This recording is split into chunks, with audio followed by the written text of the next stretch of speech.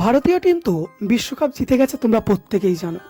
এবং তার পাশাপাশি তিনজন বড় প্লেয়ার বিরাট কোহলি, রোহিত শর্মা এবং রবীন্দ্র জাদেজা তিনজনেই রিটায়ারমেন্ট নিয়ে নিয়েছে টি-20 থেকে, যার পিছনে গৌতম গম্ভীরকে অনেকে দায়ী করছে যে গৌতম গম্ভীরের কারণেই এই তিনজন বড় স্টার প্লেয়ার রিটায়ারমেন্ট নিয়েছে, না হলে তারা হয়তো এখনও বেশ কয়েকদিন টি-20 খেলতো।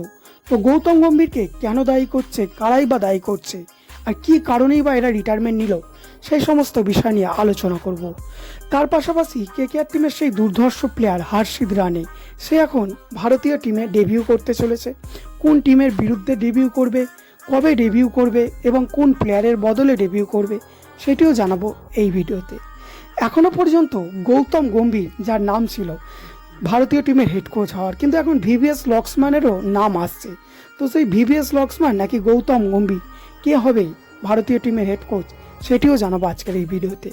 তার আগে তোমাদের কাছে একটাই রিকোয়েস্ট, চ্যানেলে প্রথমবার হলে অবশ্যই চ্যানেলটিকে সাবস্ক্রাইব করে নিও। দেখো, বিরাট কোহলি টি-20 বিশ্বকাপ শেষ হওয়ার পর, ভারত বিশ্বকাপ জেতার পরই জানিয়ে দিয়েছে সে রিটায়ারমেন্ট নিয়ে নেবে।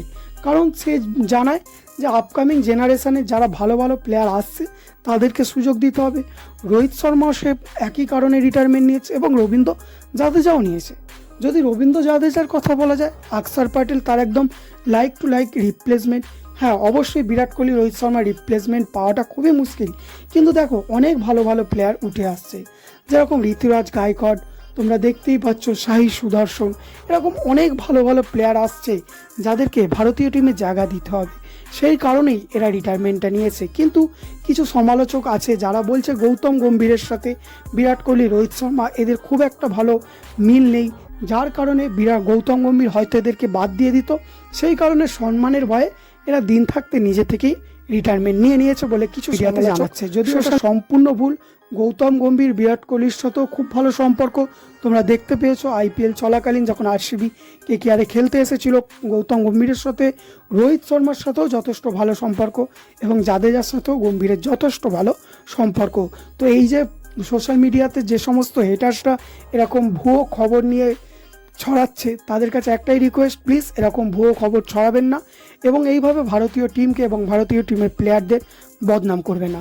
তাই অবশ্যই এখানে একটা লাইক দাও গৌতম গম্ভীর, রোহিত শর্মা এবং রবীন্দ্র জাদেজার জন্য, আর বিরাট কোহলির জন্য তো অবশ্যই। কিন্তু দেখো, এবার কথা হচ্ছে হর্ষিত রানে, কেকেআর টিমের সেই দুর্ধর্ষ ফাস্ট বোলার, সে কোন টিমের বিরুদ্ধে ডেবিউ করছে। দেখো, তোমরা খুব ভালো করেই জানো ভারত এবার জিম্বাবুয়ে সফরে যাচ্ছে, যেখানে শুভমান গিল হবে ভারতীয় টিমের ক্যাপ্টেন।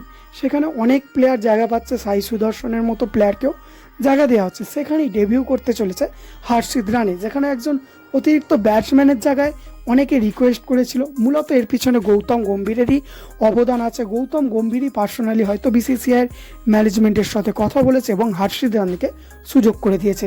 তো হর্ষিত রানের জন্য অবশ্যই একটা লাইক দিতে ভুলো না।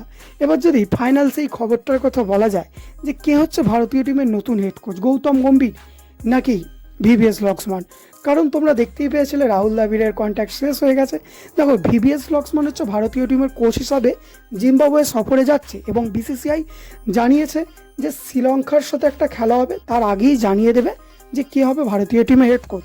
যদিও এখানে ভিভিএস লক্সম্যানের হওয়ার চান্স খুবই কম, গৌতম গম্ভীরই মোটামুটি 90% চান্স আছে। তবে বলা যায় না, বিসিসিআইয়ের মধ্যে অনেক পলিটিক্স চলে, লাস্ট মুহূর্তে কী হবে সেটা বলা সম্ভব নয়।